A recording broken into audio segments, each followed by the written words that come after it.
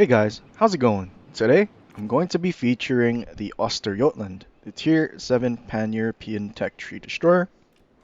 Now, it's been quite a while since I've last used the OsterGOATland. I think my last video was pretty much the same week that the OsterGOATland was released. And with the credit changes to Tier 7 premium ships, I didn't really find the reason to use the OsterGOATland simply because making credits, especially now with Tier 8 being added, is going to be very important to start saving up and essentially just making sure that you have enough credits for when they release the next batch of Tier 8 ships. When the first four nations got their Tier 8 ships, I didn't actually have enough credits to buy every single one, and when they released it, the first win bonuses did come with insignias, so I did end up selling a few premium ships in order to get those insignias.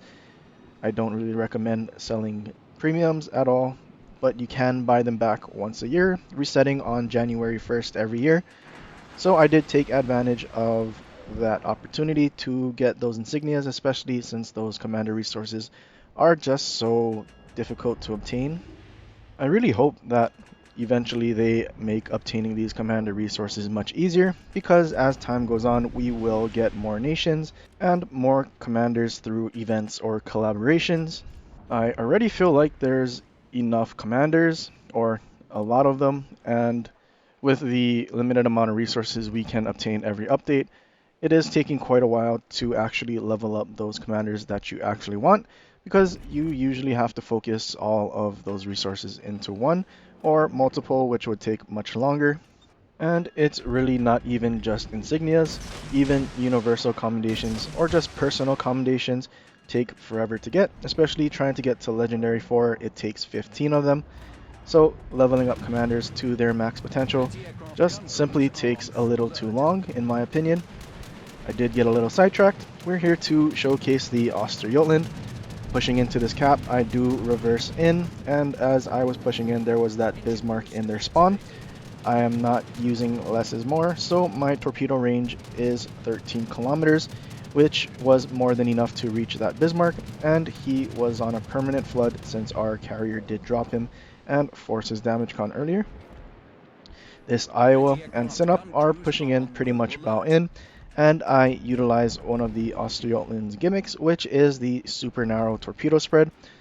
If you were paying attention when I launched those torpedoes, you could see just how narrow those spreads would be, especially for a bow-in battleship at a pretty decent range. I was able to land 3 torpedoes, and now I am going back for more to see if I can cause another flood on this Iowa, which would then be permanent. Something that I should also mention is that there is a carrier in this game, and the other destroyer on the enemy team is an OsterGOATland who is in a division with that carrier. Them being in a division together means that I do have to be very careful with my positioning, and I need to really make sure that I don't get caught by the enemy destroyer and have the enemy carrier dropping me at the same time, because that would simply be very bad for me and I would probably end up dying. Their team does outnumber our ships on this flank, and looking at our friendly Scharnhorst that was behind us, he is not looking very good.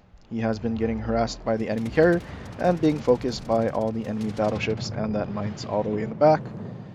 The super narrow torpedo spread that I launched at the Iowa does finally reach him, however it did take quite a while to get there, and the Iowa actually does have his damage con back, which is really unfortunate.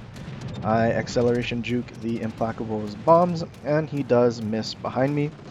Our Scharnhorst being focused does start to YOLO in, which he doesn't have much of a choice anymore, because now if he tries to turn out, he will be broadside to the enemy battleships. If he simply turned out earlier, maybe he would have been able to go unspotted and create more distance between the carrier, so that his planes couldn't return and continuously drop him. But now he has simply decided to just go in and do what he can. He is going to go down, and there's no sense in me trying to keep him alive through Will to Rebuild, because if I do, I would get focused by the enemy team, which, as the destroyer on this flank, and really the only thing keeping them from simply pushing in and crushing this flank, that would basically be me simply throwing the game. and giving them an easy win. However, I don't intend on making it easy for them, and I'm going to make them work for a win. Our friendly Scharnhorst does go down, and now it's a 5 versus 3 on this flank. Our friendly Saipan is starting to turn around, which will then put us into a 5 versus 2. A friendly Iowa has pushed in right behind us, but now that he's the only battleship on this flank, he is definitely going to be focused down. There is an island that we can use to try and keep our friendly battleship alive. However, we cannot stick around if they do start pushing him hard, because if we do, then we will die, and that is the last thing that we want, especially since now our team on the other side is starting to capture Alpha, and we will have a capture advantage, which will surely put us in quite a lead through points. The enemy carrier does return to drop our friendly Iowa. I do start sailing towards him to try and keep him alive through will to rebuild, and I am going to probably use my defensive AA consumable here to try and keep the Iowa alive and also not be spotted by these planes for a very long time.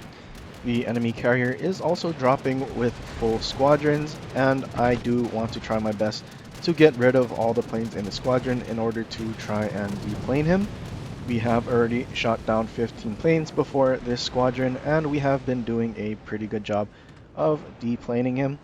I am assuming he doesn't have that many more planes until he starts sending out incomplete squadrons. The enemy Sinop and enemy OsterGOATland are seen sailing towards each other, so what I do want to try to do is get some dual-purpose torps out. I aim them for the Sinop, and that OsterGOATland is actually seen turning out, so I'm expecting him to do a full 360 and actually possibly turn back in to where I had launched those torpedoes. If I'm lucky, I would be able to get a double strike and kill off both the Sinop and their only destroyer.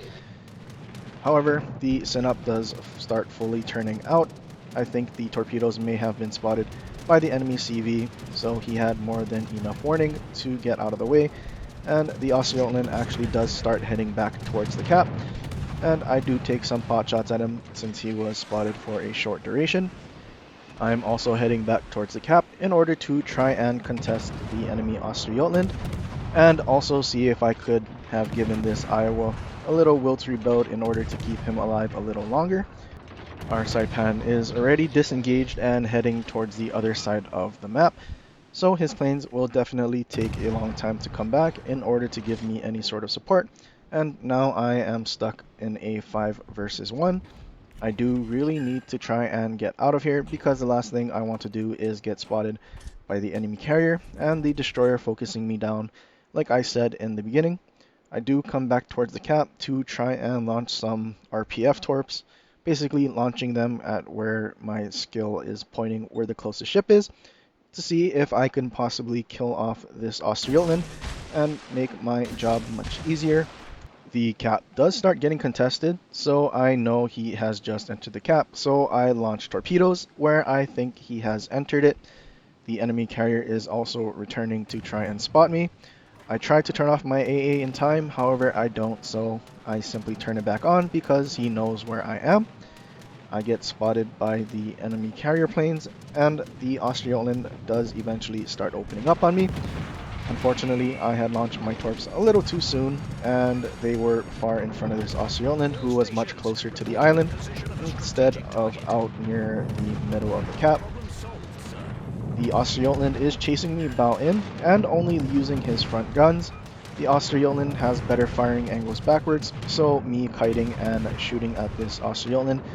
And as you can see, this battle between the OsterGOATland and I are very one-sided. The enemy carrier is trying to drop me, however he is missing, and I am simply melting his teammate. I wasn't paying attention to where I was going. Ideally, I would have kept this OsterGOATland spotted and have been able to finish him off, but I sailed too close to these islands and put this island between us, which makes him go unspotted. I do really want to kill him off before he gets any sort of team support, so I turn around and try to push back towards the cap in order to spot him and finish him off. However, the enemy carrier planes return again, and I am heading back in, which is not going to be good because in order for me to spot the enemy destroyer, I will have to keep pushing in, and just as I was thinking, the enemy Iowa does show up coming around the corner of the island. The OsterGOATland does push forward and leaves the cap.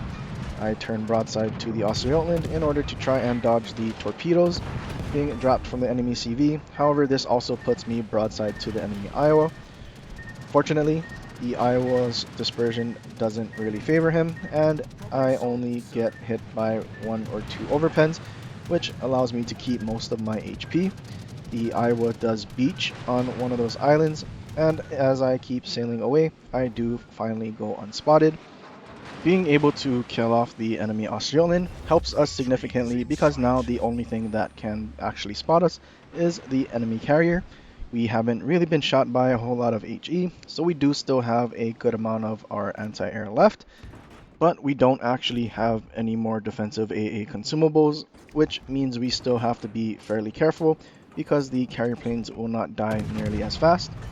The enemy mines is trying to cap the base, but I do start shooting at him in order to try and reset him. I shoot at him between these islands because I will go unspotted in between and he might not actually shoot at me. The enemy Iowa does shoot, but I turn out and slow down, which makes the Iowa miss. We actually spot the enemy Implacable simply charging in through the cap, so we launch torps at him because we do want to kill him off so we can stay unspotted permanently. The Implacable's first carpet bomb misses, and I am still looking pretty healthy.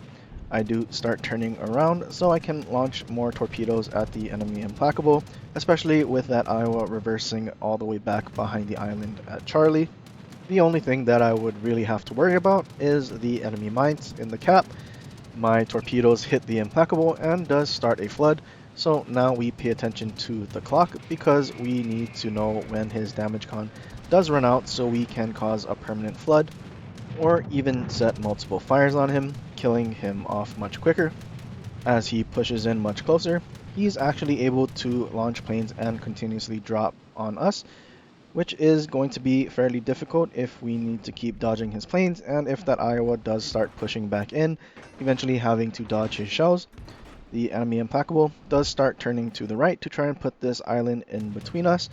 I am still trying to find an angle on this Implacable in order to launch these torpedoes. However, the OsterGOATland is fairly slow, and I probably won't actually be able to get the angle that I'm looking for. I do decide to finally turn around and simply meet him on the other side of the island, which means he will not have any time to dodge my torpedoes. Being this close to the carrier, I'm actually able to citadel him with my main guns. He does launch one more torpedo squadron. However, I just simply go close to this island, so if the enemy carrier wants to drop me, he is going to have to fly to the opposite side of me, simply making his planes spend much more time within my anti-air bubble. The Implacable is just sailing in a straight line and had made no attempt to try and create any distance. I launch my torpedoes that are going at 93 knots and I dev strike the enemy carrier, and there was simply no time to actually dodge. I shoot down the final enemy plane and I actually finish with 36 planes shot down. Miraculously, somehow I was actually able to survive this after our teammates died and even our friendly carrier went to the other side of the map and started dropping the ships on the other side. Being stuck in this 5 versus 1, I don't know how I was able to kill off the enemy destroyer and the enemy carrier. After killing off the enemy OsterGOATland, I think one of the key points that helped us greatly was actually resetting the mines. Since he was unable to cap the objective, he simply sat in there trying to capture it for a whole nother minute. The enemy Implacable also got into the cap and we landed some torps, delaying the cap even further. And looking at Charlie objective now, they still have not managed to capture it, which simply meant that they were spending all their time in the cap instead of trying to push me where I was. If the mines had simply left the cap and helped his carrier kill me off while he was spotting me, maybe I would have died and then they could have done something a little more useful. Finishing the game with 170,000 damage and 4,500 base XP. I definitely felt very good about this game, more than doubling the next highest score. So far, I think this is the highest base XP game that I've done in the OsterGOATland, and it's also up there for one of my highest XP games in a standard battle. Hopefully this is one of the stats that we can see after they give the updated statistics page at some point in the future, just so I can see what my best performance was. I think it was a 5k base XP game back when the premium ships used to affect the base XP earned in a game. However, they did change that a while ago, so I'm not actually sure what my highest XP is. Since my previous video, my build has changed slightly, and I did use Iric Bay instead of William Sims, and I also use Perceptive instead of Less is More for that extra torpedo reload. But that's about it for this video. I hope you guys enjoyed. If you did, leave a like and subscribe for more, or leave a comment down below for any other ships you want to see in the future. But until next time, aloha.